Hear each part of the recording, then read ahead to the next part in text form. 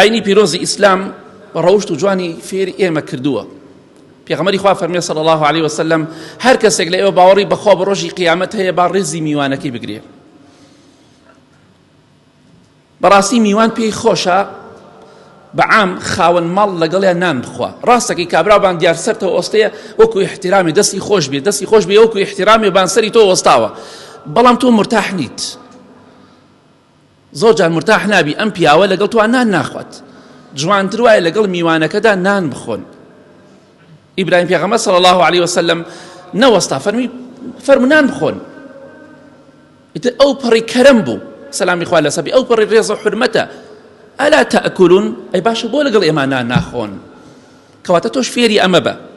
دەگێڕنەوە دەڵێن پیاوێکی دەشتەکی و لادێیی لەگەڵ سولەیمانی کوڕی عەبدولمەلیکا کە خەلیفە بوو نانی دەخوارد. سولەیمان کە خەلیفە بوو لەگەڵ ئەم پیاوە دەشتەکیان نانی دەخوارد. سەیری ئەم نوقتەکەن.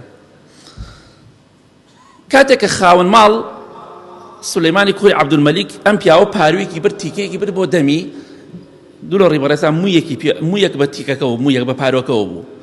سولەیمان وتی ئەو پاروە مووی پێوەیە، مووی پێوەیە، واتە خاوەن ماڵ ئاوە بە دەقیقی سێرەکات. ئەوش پێیوت ئەو مووەی لێ بکەرەوە، ئەو پارۆنانەی کە ئێبی بۆ دەمت موویەکی پێوەیە، مووەکەی لێ بکەرەوە. بەڵێ خاوەن ماڵیش کە ئەم قسەی کرد،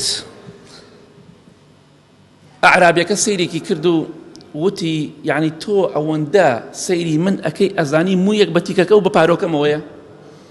چۆن شتی وابێت؟ یعنی بەم شێوەیە جاجا سەیری کە بزانم میوانەکە شتێکی پێ نێ بیدەرێ.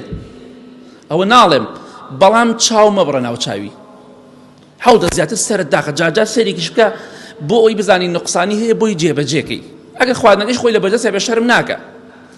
بۆیە وتی ئەو مووە لە تیکەکە و لە پارۆکەت بکەرەوە.